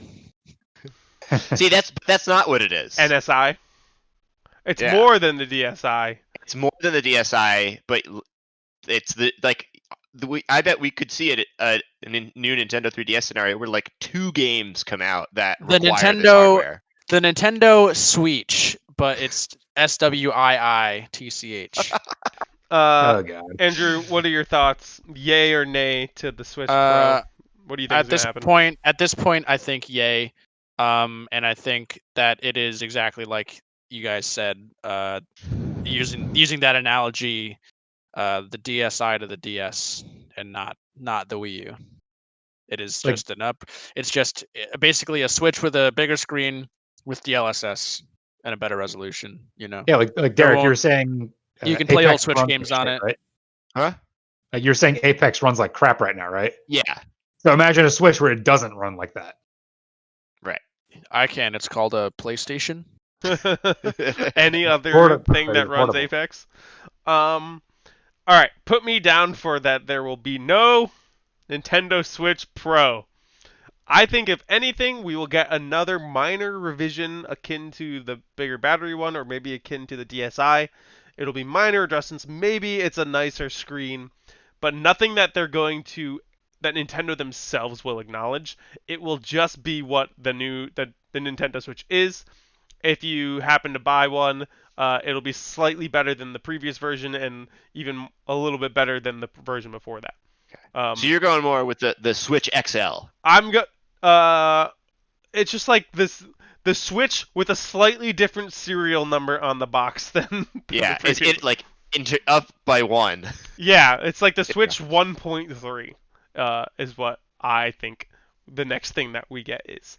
And then I think down the line we will just get a whole new generation console. It'll be like, see, it becomes difficult because what is their next console? It's just gonna be another version of the Switch. I think the Switch is what they're gonna do going forward. I don't see a world where they go back to just having a box that you plug into the TV and that's it. So I Yeah. think I think this is the defining or the distinguishing factor in this. Sometimes my brain takes a little bit. Is I think the thing that defines whether or not it is a quote unquote brand new console, the next generation, is can you play the new games that release for that console on the current original Switch? I So- think if yes, then it is just an upgrade. If no, it's new. Okay. Yeah. I think that's what we need to define it as. And historically, Nintendo has never made it, with the exception of the Game Boy, which again, this is a handheld. Wait, no. They've never made it so that you can play the current... Actually, no video game console has ever done that. You've never been able to play a PS4 game on a PS3 or an Xbox Exactly. 360 game on an Xbox. Yes. I think the next thing we get from Nintendo, the next big thing, will be a new hardware that won't be able to run its games on the Switch. All right. Point number 2. I guess, how much money will this next thing cost? a battery fitting. That's How a much solid is the guess. current? 300 Switch for cost? the current Switch. And 300? also, the Switch Lite is 200, I want to say. Yeah, it's like a full $200. $100 less. So what do you think? And some of these questions, because you guys are assuming we are going to get that Pro version, I am not. I'm going to have to answer some of these questions as if I think there is going to be a Pro version. Yeah, yeah. Uh, Fair. Bit of a So bit of a if there flaw. is no Pro version, do I automatically win? Yes. You should Yeah. have to answer Basically. your questions based. Oh, I was gonna say you should answer based on what you think is coming. Okay. But that basically, yeah, like So then I could be answering the price of the next thing is based on what I think the Switch 2 is going to be. Okay. or do we want to base this on what we think the Switch Pro would be? So like, Assuming there is a Switch Pro after this. yeah, because Okay. basically it's like then we're still on the same path, but we just had one question different. Whereas now we're like, you just go Okay. to a separate line of questioning almost. That If like, there is a Switch Pro, then okay. yeah. All right. If Yeah, I there is think a Switch that's- Pro, What do you think it's going to cost, Adam? I'm gonna conservatively say 350 because from the regular to the light, like you're losing the entire docking feature, so that makes sense for it to be $100 less. But I don't want to say a full $100 increase because I don't know in our theoretical future here what upgrades are there that would justify a $100 jump. Hmm. I'd say if it's an upgrade, I think it'd be a little more expensive, but I don't feel good about saying 100. Derek? I think it's going to be the same price, $299. So, okay, do they drop the price of the existing model and then therefore drop the price of the light? There is no more existing model. So you think the Pro entirely... So you think it's a significant enough upgrade where it's considered a Pro model, however, you think they're going to eliminate the current model? Well, they kind of already did that, right? With the new model, like if this is just like the Switch with DLSS, just like the last one was just Switch with better battery life, that's not a new thing, and that's just what they are now, right? Yeah, but that's not what Derek thinks it's going to be. So that's Or like, does you so? I'm saying that Oh, basically, from my perspective, if you look at it, they're not building a brand new, more powerful Switch in the current times. They're building a Switch that is in line with the current times and technology. So, like, if they had this if we had this new Tegra chip back in 2016 when they made the original Switch, then it would still be that same price. It wouldn't have increased the price. So, like, basically, they're replacing the whole Switch with this new model that has this new CPU, and I think they could do the same thing with the Switch Lite. You could replace that whole model with just this new chip, and that's all you need. And now it's like you don't have to rebuild the system. Like, they've perfected the design and what needs to go in the those Switch. Joy-Cons need to be reworked. So that maybe they could still update the Joy-Cons, whatever. But like, like when you upgrade your CPU and your PC, you can keep your case and your monitor. You just are switching the parts on the inside out. It doesn't become PC2. It's just still PC. So that's what I think is going on here. Is it's just, hey, and that's what I think what all consoles are going to be from now on. Is they've nailed down what the architecture of a console is, and now it's just, hey, we're just putting in these newer parts that now are relevant in 2020, in 2024. Like, maybe the cases will change, but the architecture itself will stay the same. And so I think it's going to be $299, same price as the current Switch. If Nintendo could get away with it, they wouldn't even tell us it was a new Switch. So That's true. So you're of the mindset that they're going to be like phones going forward, and it's just like a slightly new. Like, phones have been pretty optimized at this point, so every new version is just a new is very minor increases. But if you go 3 or 4 years, then your phone is pretty far behind the current technology. I Right. see what you're getting at. Okay. Yeah. So you're expecting it to be the same price, and the other one's going to be phased out. What do you think, Andrew? I said about 350. Oh, you're serious? You weren't just making a South Park joke? It works the best when it's legit. Yeah, I think I'm inclined to agree with you and Adam. Put me down for 400. If they're getting this Ooh. new expensive, I don't think they're gonna phase out the existing model. I think they might have 3 SKUs. I've heard people say like, oh, they have the Lite, which is handheld only. They have the normal Switch. They're gonna have a docked only Switch. I don't think that'll happen. I think the whole premise of the Switch and taking it on the go and then putting it on your TV is essential to what it is. Um, so I don't see a world where they do that. But I do think if there is going to be a pro version, they are going to push it as such. There's going to be updated Joy-Cons. The screen's going to be bigger and higher quality.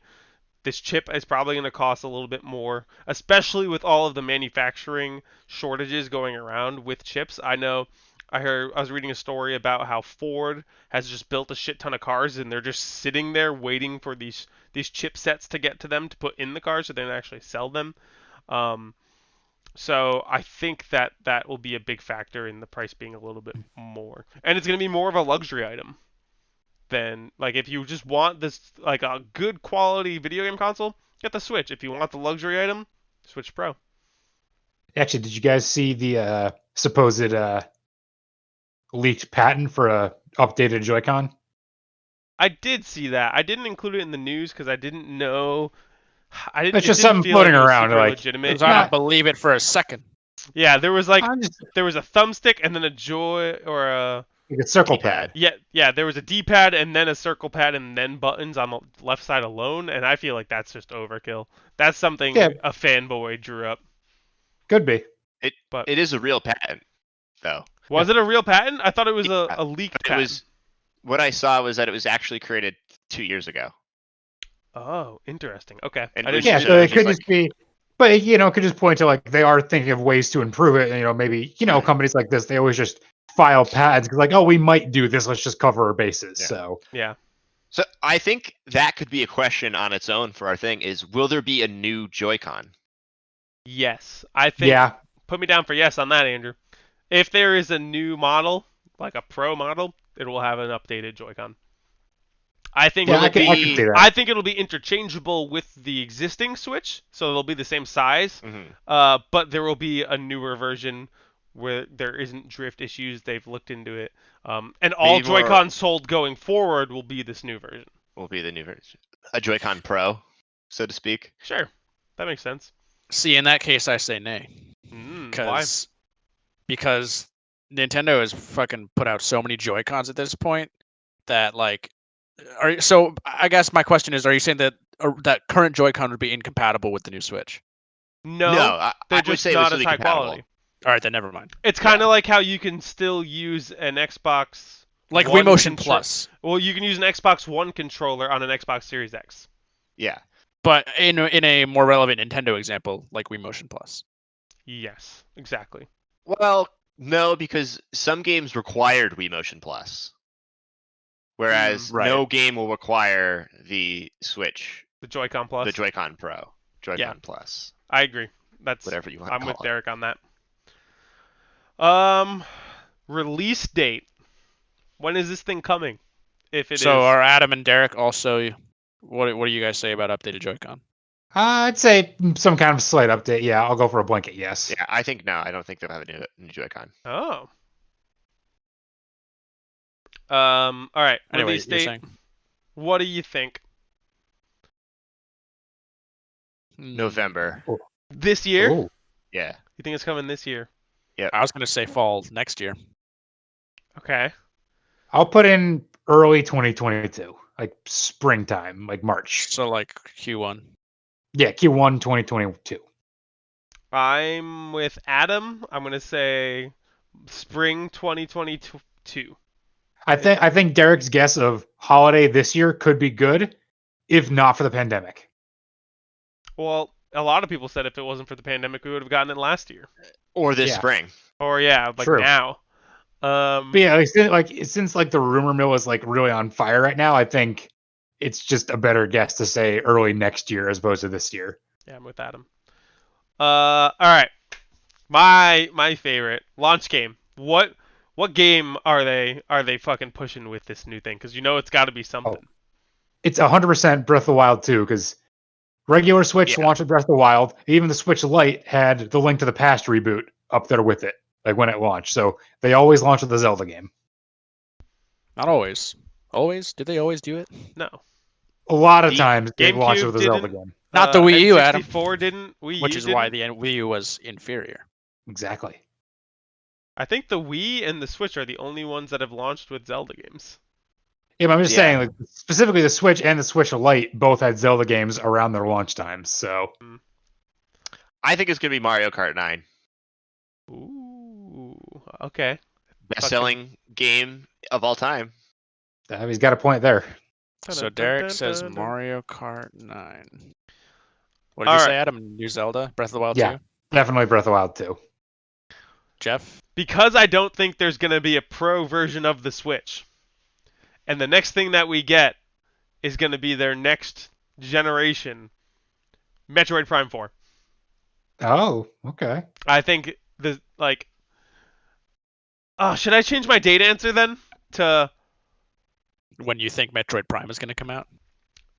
Okay, so here's the thing. I'm gonna play. I'm gonna play I'm both. gonna put both play sides. both here. I'm gonna have some answers that are like favoring the like there is no Switch Pro, and then go for some safer answers in case there is a Switch Pro because I want to win some pizza. So I'm gonna leave everything I've had. But yeah, give me Metroid Prime. I think the next big console that we get. It'll launch with Metroid Prime 4. My answer is Bayonetta 3.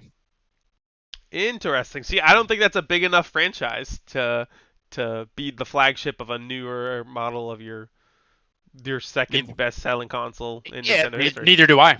I guess it's not going to launch with But- just one game. But that's what Nintendo's going to do, is the thing. That's fair. Like, it's like we that could all scene in be Bill ready. and Ted where he's like, "We gotta not know what we're doing," and they run around with buckets on their head. I laughed so hard. The Switch launched with Breath of the Wild, and that was it. No, there's a Think shit about- ton of launch No, there games. was 1-2 Switch. There's 1-2 Switch. There was I snipper forgot about clips. that. There was My Fast point RMX. stands. It didn't look anything Waiting big. for one, aside two, from three. that. Guys, Switch. so I don't know if I've told this story in the podcast before, but when I bought my Switch, I bought 2 games because I was like, I want to play more than just one game on the Switch. I bought Breath of the Wild, and I bought Super Bomberman R. You know how many times I've played Super Bomberman R? 0. One time. Uh, But 0 is a good guess because it was almost 0. All right. I think the last big question we have to ask: what is the name? What are they gonna call whatever their next thing is? Adam, I saw one floating around online. I won't take credit for it, but the Super Nintendo Switch. that is one of the big ones that I like people that are one saying. personally. I like that. That's what I would want it to be. The SNS. Yeah, The SNES. don't abbreviate it like that. Is that That's where you're going, horrible. Adam? I'm gonna vote that. Yeah, just because that's the one I've heard that I like the best. Derek, what are your Yeah. thoughts? The Nintendo Switch. Yeah, I was gonna say the same thing. Yeah, There's going to be no new name. you don't even think it'll be like a new Nintendo Switch or anything like that? No, No. just the Nintendo Okay. Switch. What do you think the new console is going to be called, Jeff? See, if they came out with a Pro version, it would not be called Super Nintendo Switch. But I think, because I think the next thing they're going to do is a full-on successor to the Switch, I also think it might be the Super Nintendo Super Switch. Nintendo Switch. So I'm hedging my bets. I'm going I'm both gonna- ways here. I'm going to have to go with Adam on that one, but for a different reason.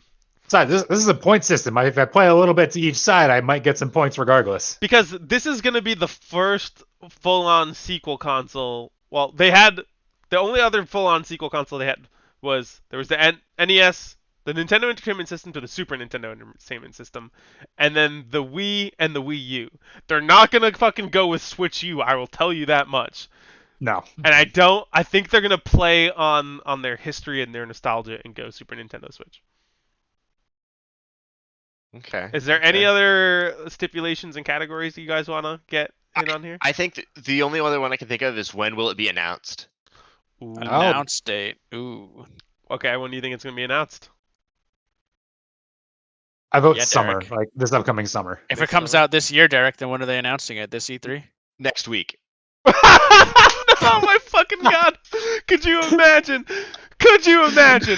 This is Derek, like if that happens, I will buy you like 3 pizzas. I feel like I had to go for If it. if that happens, each of us is going to buy Derek a pizza. yeah, Yes. no, that's reasonable. That's funny. They're going to announce it in 2023. Because so here's my thing. We're 4 But years Jeff, in. you have it as a spring 2022 release. Wait, he's Yeah, going to his other I'm, thing. I'm playing both. He's playing both. I think you have to draw the line somewhere, Jeff. All right, give me the release of. Okay, so Or else you're not getting your pizza until 2023. Yeah, Jeff, come on. Pieces on the line here. when is it announced? I mean, I'm not gonna win if the Pro version comes out because you guys are right. Yeah, so but if I it have doesn't- to go full in and like count on a 2023 pizza. Let's see. So the Wii, which was their most successful console, had a 6-year life cycle, 2006 to 2012. So we had 2017, 18, 19, 20, 21, 22, 23. It'll be announced in the beginning of 2023, and you can change my release date to spring of 2023. So you think it's gonna get like announced in a January Nintendo Direct? I think or they'll do something? a similar thing that they did last time. Count it. And in fucking 2023, you guys are buying me pizza. That's Sure. the thing is, I feel like they are too close to working on whatever their next big thing is to be working on a pro version. Unless they fully commit to it's like the phone thing and it's just what they do now. Yeah.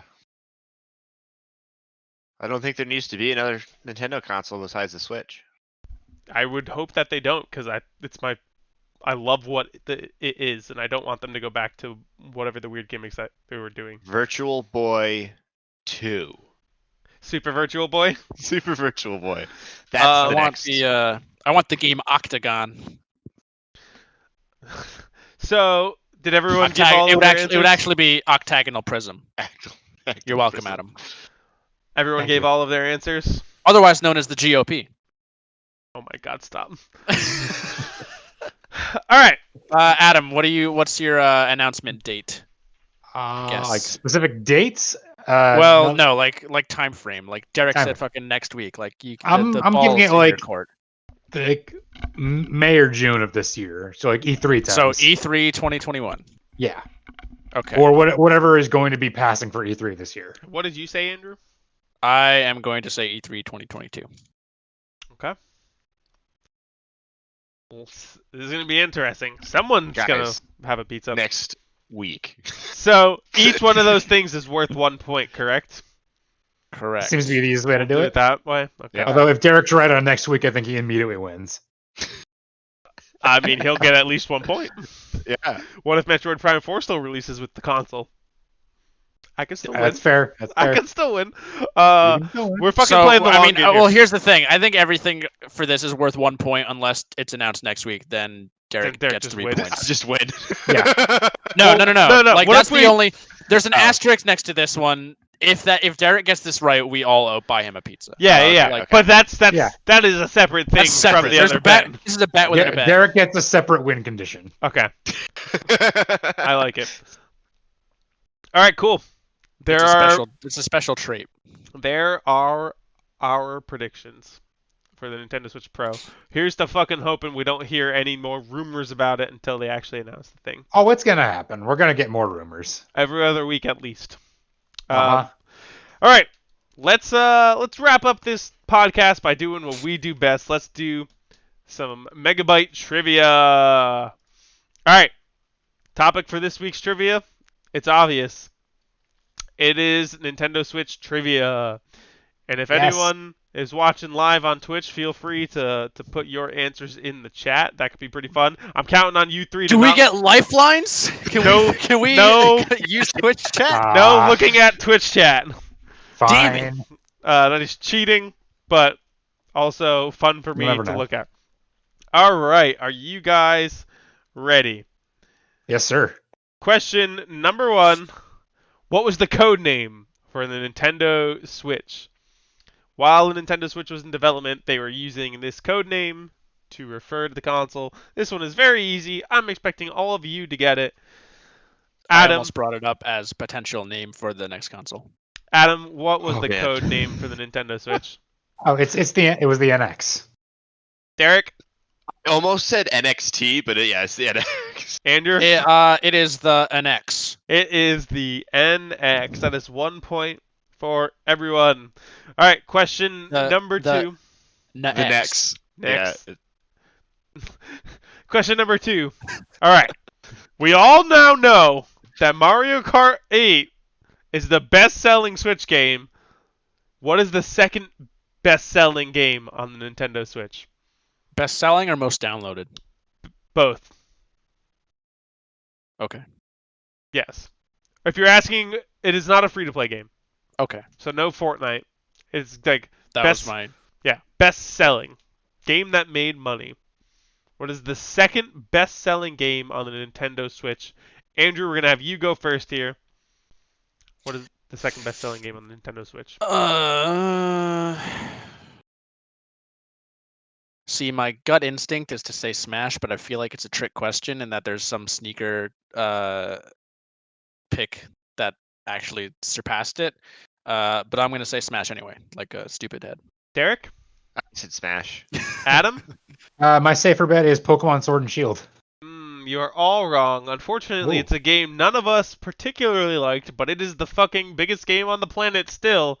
Yeah. It is Animal Crossing Animal New Crossing. Horizons. Damn You it. see, I was gonna say that, but I figured, it came out last year. It couldn't have gotten that high so fast. But I Oh, no. underestimated it. Oh no, it was very, very popular. All right, Damn it, that was my first answer. question number 3. What new Nintendo IP made its debut on the Nintendo Switch during its launch year?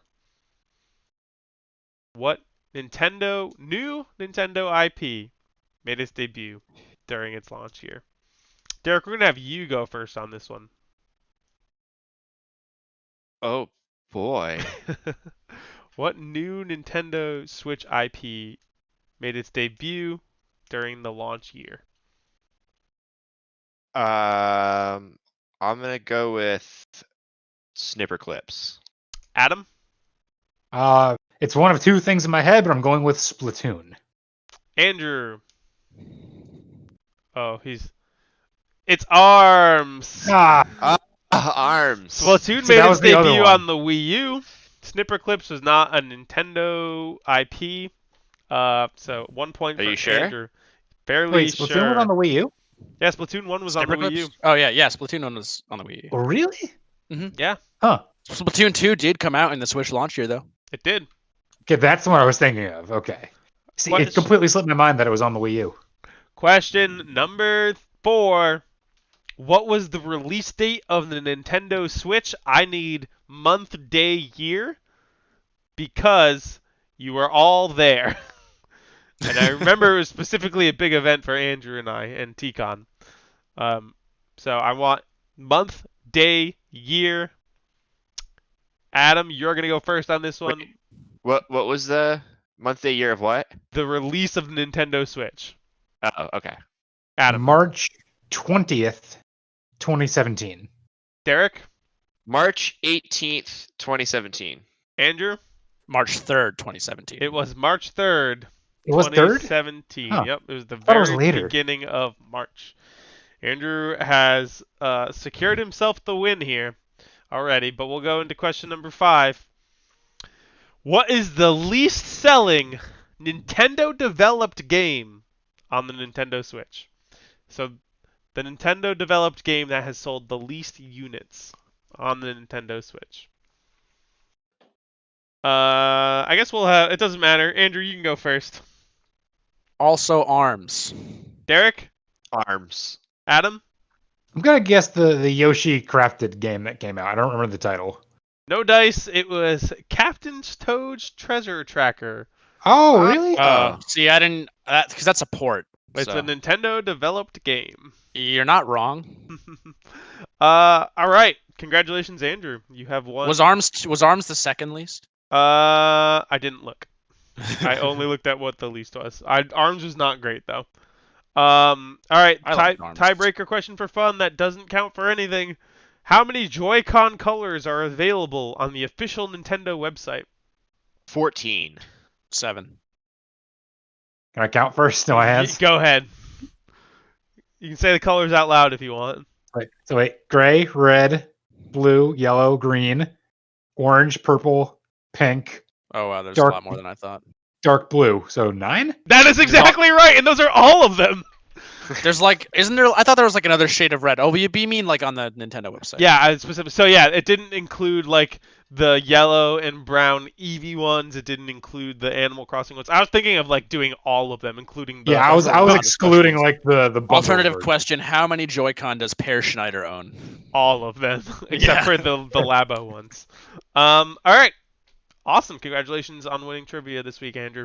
You did it. Okay, gentlemen, that brings us to the end of this episode of the Game Sharks podcast. You can send us an email at gamesharkspodcast@yahoo.com. Send us any trivia that you want me to ask the boys. Send us any general questions that you want us to discuss. What are your predictions for the Nintendo Switch Pro or the next version of the Nintendo Switch or whatever you think's coming next from them hardware-wise? You can find us on Instagram at GameSharksPodcast. You can find our Twitch, which is Game Sharks Podcast, where we're going to start streaming all of our episodes live, 6 p.m. Eastern Time on Thursdays, unless otherwise specified. That's going to be a thing we're going to do going forward. You can find our website, thegamesharks.com. We have some reviews in the works, playing some games that we need to beat before we can write those reviews, but you can check them out there, out at that website, and we'll let you know when those things are done. But I suppose with that, we are Finn. It's Finn. No. Yeah, one more of those jokes in there. The video.